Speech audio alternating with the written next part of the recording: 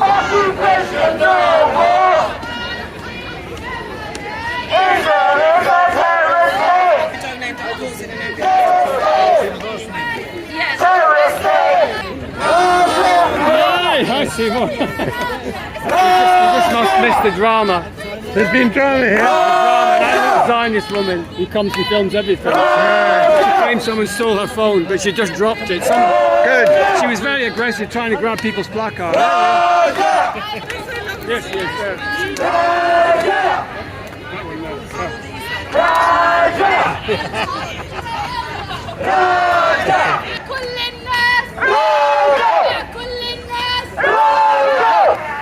We are the people!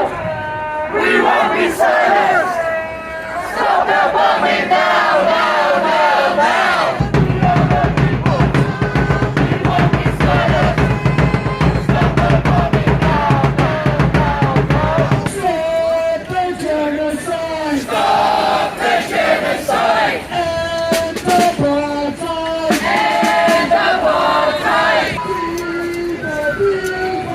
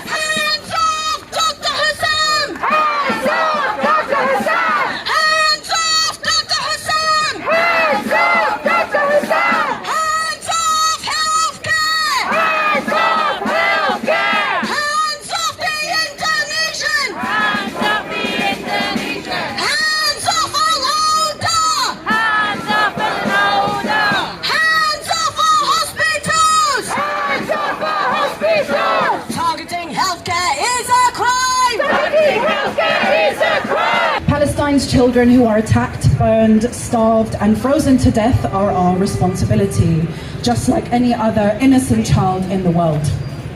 We stand here continuously because we are empaths for our Palestinian colleagues, friends and families.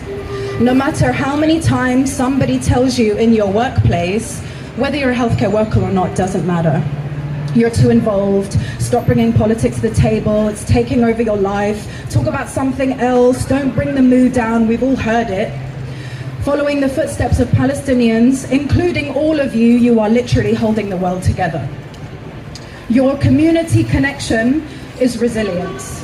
Indigenous and racialized peoples who have fought for liberation and still fight for liberation have taught us this. You must fiercely defend your heart, your truth, and your compassion as your strength. Palestinians in the homeland and diaspora must know that we haven't forgotten.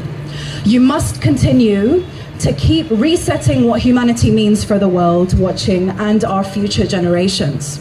And yesterday, on the 27th of December 2024, IOF stormed and bombarded the Kamal Adwan hospital, forcing patients out, stripped naked in the freezing cold, some barefoot, and also killing patients and staff. Shame!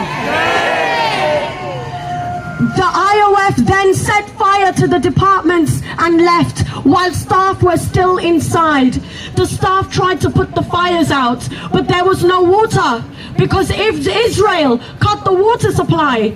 So instead they used the fluid for dialysis machines, but this contained chlorine and many suffered severe burns to their faces and hands, and others were incinerated alive. Shame! We will not stand silently and watch these crimes against humanity take place. We will not watch our colleagues be slaughtered again and again. We call on the UK government to support an immediate ceasefire agreement, to facilitate the opening of a humanitarian corridor, to allow much needed medical staff and aid in, to fast track the visas for Palestinian children to receive medical treatment in the UK like they did for Ukraine. The seeds were sown at its conception by its founding father Herzl. In Judenstadt he wrote, "To clear a country of beasts we should not take lance or spear, but drive the animals together and throw in a jackknife bomb." Weitz, the head of the Jewish Agency, "There is no other way than to transfer the Arabs. Not one village, not one tribe should be left." Ben-Gurion, the first Prime Minister, to the Haganah Army Commander, "The cleansing of Palestine remains the prime objective."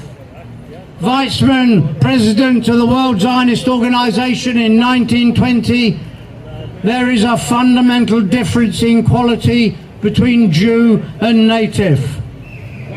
Shmilansky, founder of the Moshav movement in 1914, said, "We must not forget that we are dealing here with a semi-savage people." Israel Zionism is founded on deep racism, superiority and territorialism. Thus the story of the Amaleks takes center stage. Netanyahu, televised, reads it to his army.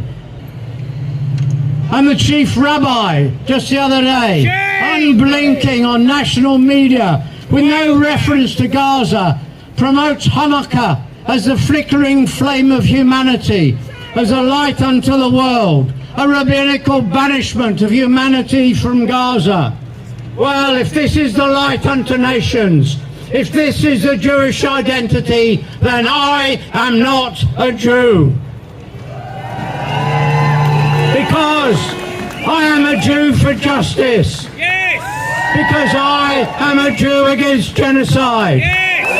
I'm a Jew against all genocides. Yes. For evil to triumph, good need only stand by in silence.